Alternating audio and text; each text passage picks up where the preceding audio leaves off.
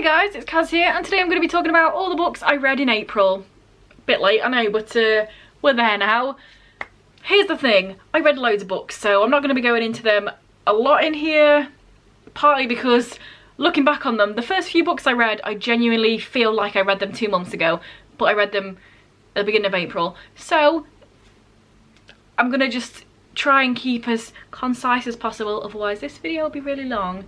But I do write full reviews on Goodreads. My link is in the description if you want to friend me on there, if you just want to read the reviews. If you don't care, that's fine, I've told you now, so you know. So I'm just going to jump straight in.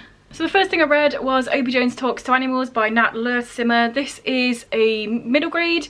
It has loads of cool pictures in here.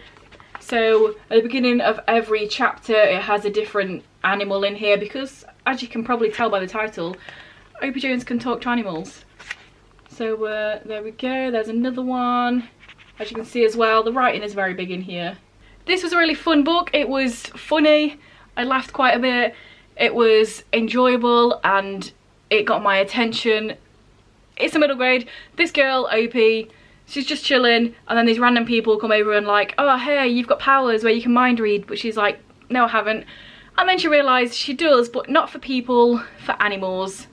She can hear all the bugs out in the garden, she can hear all the birds, she can hear animals. And yeah, it's just a fun time. It's the start of a series. It definitely feels like a series that can just go on forever because you can just have different shenanigans and different things going on in each time.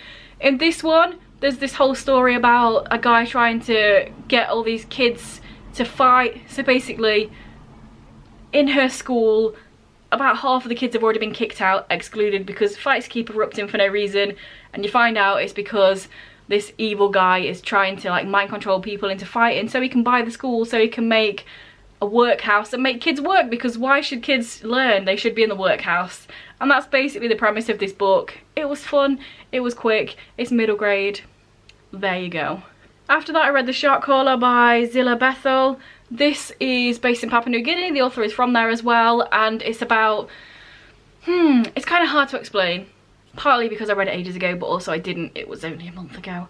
So, in here, Blue Wing has been taken on by this guy because her parents both died from a shark attack, and he is the village's shark caller. So he goes out and he can call the sharks. Back in the day they used to eat the sharks, but now it's kind of become more a tourist attraction.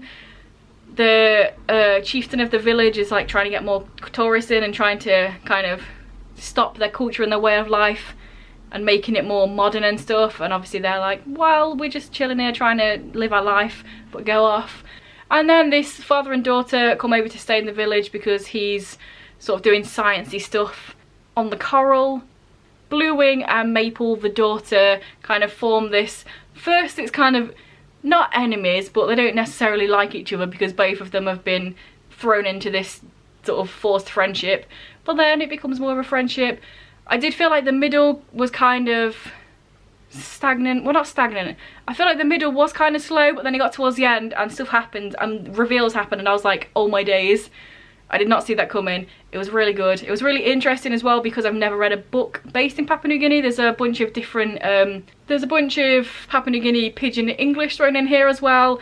It does have at the beginning the English terms glossary, so you can easily flick back here to figure out what it's meant. But yeah, I thought it was really interesting and it's nice to read from a culture that I've never read before.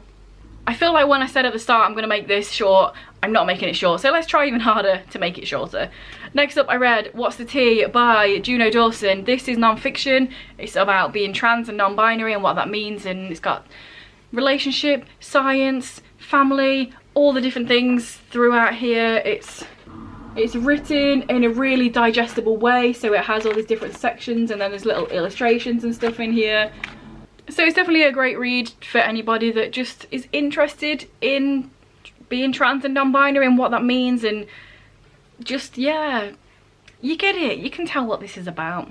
It was good. After that I read Here the Whole Time by Vita Martins. This, I think, is Brazilian, and then this has been translated into English. It might not be Brazilian, I might be making that up, but I know this definitely is a different, yes, Brazilian. So this is about a fat main protagonist, which we don't see very often, so that was a nice read. It's set over 15 days, I think. So basically, Philippe is just living his life. He lives with his mum. And then one of the neighbours' sons, Cairo, comes over and stays for like 15 days because his parents have gone off on holiday. And it's just about their friendship developing, and then perhaps maybe, do they like each other? Does he like each other? Oh, would he like me? I'm fat, but he's not. And would he like me? And yeah, it was a nice, easy, contemporary read with something you don't see very often. Fat main protagonist, LGBT, all that jazz. Let's go, moving on. After that, I read volume 5 and 6 of Sweet Tooth in this bind up. Finally, this is the end of Sweet Tooth. It's 6 volumes long. It took me so long to try and find this. For some reason, it's quite hard to come by, but I absolutely loved it. Sweet Tooth is based in a post-apocalyptic world where people are just dying, nobody knows why they're dying, but also when kids are born, they're born with random animal parts. So the first volume, you follow Gus, and he's sort of kept away, kept sheltered, living in the woods with his dad. But then when his dad dies, he sort of has to go out into the wide world and see all the horrible things that are happening. And this is just a great ending. I loved it, I cried. It was brilliant, it's perfect for what this story is. I loved it, yes. And this is the sort of artwork we have in here. After that, I read The Revenge of Seven by Pittacus Law. This is book something in this series because for some reason they don't write it anywhere on the book. Why? And yeah, it's like, I don't know, book 5, book 6, book 4. I think it's more than 4. 5 or 6, I think. And it's about alien peeps that come and live in England. No. And it's about alien peeps that come to live on Earth, and then other alien peeps come to because they want to destroy them and Earth. And in this book, the story definitely progresses. I mean, the ending, something happens, you're like, no way. So it's going to kick off loads more in the next book. And yeah, it was easy to read, just quick, throw it out there. Aliens, different characters. I can't really say much more because it's book whatever in this series. I'm sure you've heard of it as well anyway, so I mean, I Am Number 4, that's the first one, you know that. So let's move on. Side note, I definitely know that I am explaining all these books terribly, so you know, go read my reviews if you care.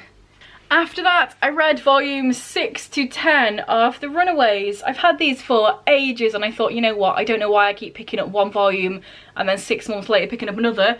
Just finish the bloody series. So I did. And also, in a similar vein of that book, why has only number 7 got a number on? There's 10 volumes of this and only number 7 has a number on. And if you watched my last vlog, you'll understand why that's annoying.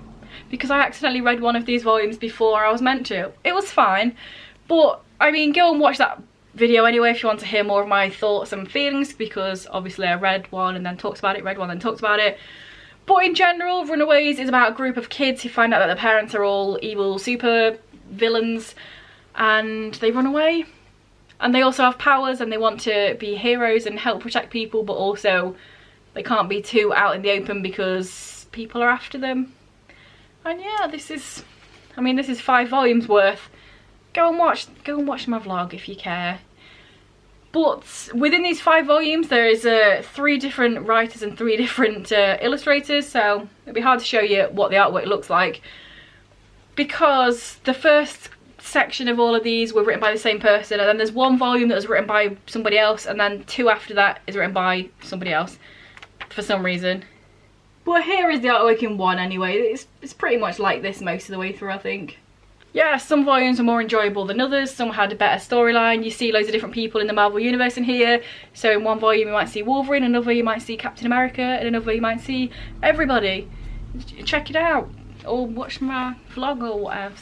After that I read Tin Man by Sarah Winman. This one, I had mixed feelings. The first half of it is told by one perspective and then the second half is told by another, and then at the end we go back to the first one.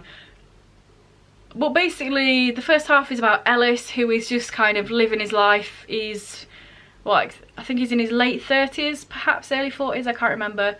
But about 5 years previously, I think it is, his wife died in a car accident, so he's kind of just going through the motions of working and living. And sort of a lot of it is him remembering past stuff as well, so you find out stuff in the past and him now, and it's all sort of merged together. But also part of his past is Michael, who is a boy that when they were younger he started having this thing with.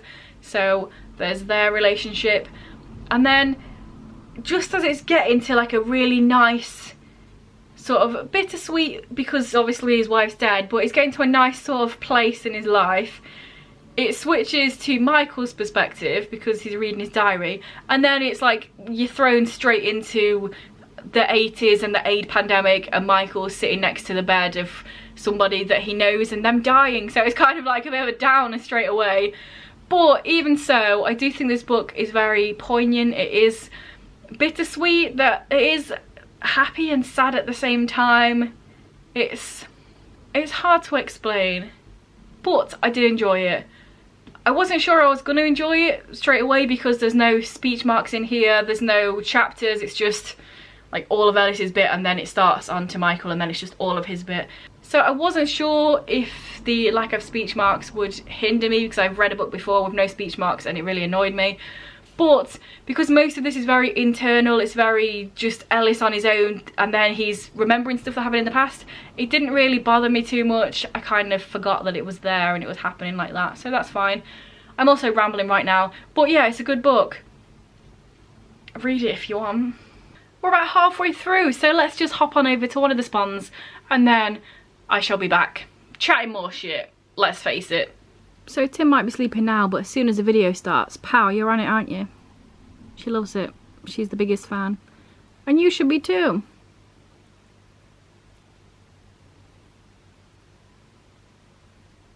After that I read The Cost of Knowing by Brittany Morris. This one, I read the synopsis and I thought that sounds interesting. It's a boy who can see the future whenever he touches anything, and then he sees the future that his younger brother dies. He doesn't know how or why he dies, but he just sees himself at his little brother's grave in the not too distant future. And then from there it's about him trying to reconnect with his brother because they kind of don't talk anymore. They both live in the same house. Their parents died several years ago. They live with their aunt now and they don't really interact with each other. They stick to their own rooms and they don't really talk. So I thought that it was going to be quite sci-fi because of the whole seeing the future and stuff, but it's very much more like a contemporary about family and brothers and just trying to reconnect. And I really enjoyed that bit. I really enjoyed the brothers' relationships and them getting back to know each other and seeing the things that they have in common. I thought that was really nice. It was a little bit of a... the middle, it kind of dragged a little bit. And the beginning, it was kind of... it didn't grab my attention. So the brothers, their relationship's great, but any other characters, they sort of didn't have enough characterization. So Alex is the older brother who has the vision, and he has a girlfriend, and you don't really ever get to know her as a person because he's touched her and seen in the future that they're going to break up, so he's very distant to her, which is understandable, but also we're not given anything about them being together in the first place. So it's kind of like, do you care about their relationship? No, because you've not given us any, you've not shown us them caring about each other. All you've shown is him being distant and cold to her because he knows they're going to break up, and that's probably why they're going to break up, because he's being distant and cold. So it's kind of, I understand why it's like that, but also, do I care about their relationship? No. And then the way that the visions are explained does kind of get a little bit grating. So here's an example of how it will be written. Alex picking up his phone, a vision starts about him typing his passcode, he cancels the vision and then he types in his passcode, and as he's typing in his passcode, a vision starts about him pressing the dial button, he cancels the vision, he presses the dial button. It's like that all the way through. And I understand that the author is trying to show how invasive this whole touch anything and you get the future vibe is, but it's also a book and I need to be engaged, so I feel like they didn't need to happen every single time you touch something. Or it could have happened every single time you touch something, but written in a different way. But yeah, in general, I know I moaned about it, but in general, I liked this book. I liked the brothers. I liked the music is quite a big part of this. They both find out that they like the same rapper, and that's really cool, and this sort of a concert thing happened. I also really liked the sort of race element to it. Obviously, they're both black boys, and they live in a neighbourhood that's quite affluent and got a lot of white people in it. And there's a lot of microaggressions from this one woman who lives close to them. She's their neighbour, she really likes them, they interact a lot, she's always really kind to them, but also on the flip side, she doesn't want those type of people coming in here. She doesn't want a concert happening close because the wrong sort of people will be in.